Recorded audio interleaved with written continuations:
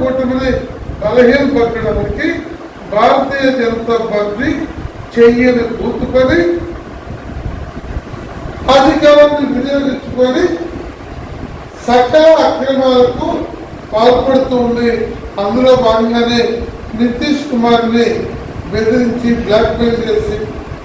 తీసుకోవటం, అలాగే పంజాబ్ లో కానీ మహారాష్ట్రలో కానీ లేకపోతే శివసేన పార్టీ కానీ లేకపోతే నేతృత్వ కాంగ్రెస్ పార్టీ కానీ ఇలాంటి పార్టీలు చీల్చి ఒక ముగ్గురు వాళ్ళు తీసుకొని ఇవాళ మహారాష్ట్రలో వాళ్ళు సపోర్టున్న షిండే ప్రభుత్వాన్ని నెలకొల్పడం లాంటి ఈ దుర్మార్గపు నీతి బాధ్యమైన రాజ్యాంగ వ్యతిరేక విధానాల్ని వాళ్ళు చేస్తున్నటువంటి పరిస్థితి. మనము మన రాష్ట్రంలో కేంద్ర రాష్ట్ర ప్రభుత్వాలకు వ్యతిరేకంగా ఒక బలమైన కూటమిని తీసుకురావాలి. ఆ కూటమికి జగన్మోహన్ రెడ్డి మోడీ అనుగు పుత్ర వాత్సల్యంతో వారున్న నేపథ్యంలో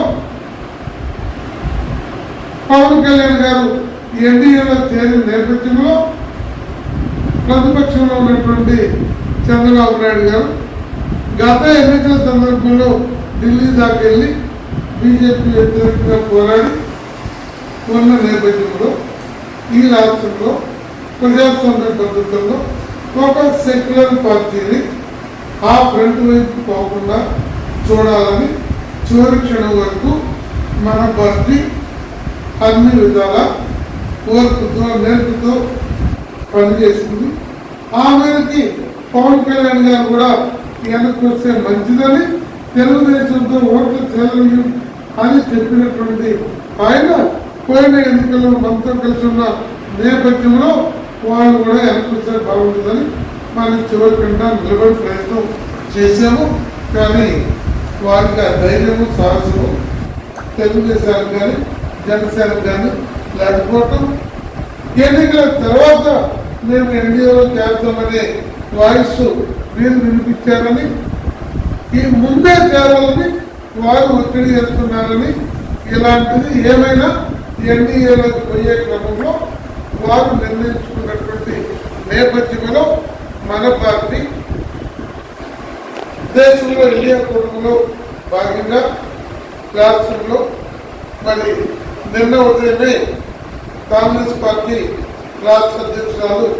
సిపిఎం పార్టీలను కూడా పిలవడం జరిగింది. 20వ తారీఖు మన రెండు పార్టీలు ఒక రాష్ట్ర సదస్సు పెట్టి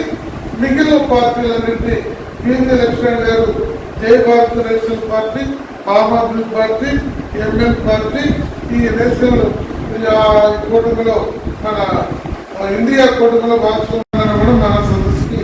ఆహ్వానించే వాళ్ళు వచ్చారు. ఈ రానున్న ఎన్నికల్లో ఈ ఇండియా కూటమి భాగస్వాములు ప్రధానంగా కాంగ్రెస్, సిపిఎం కలిసి వచ్చే ఇతర పార్టీలు కలుపుకొని రానున్న ఎన్నికల యుద్ధంలో ప్రజాపక్షాన మనం పోరాడాల్సిన బాధ్యత మన పార్టీ మీద ఉంది. అందుకు మనం ప్రజల్ని సమాయత్తం చేయడానికి రాష్ట్ర వ్యాప్తంగా 3-4 ప్రధాన కేంద్రాల్లో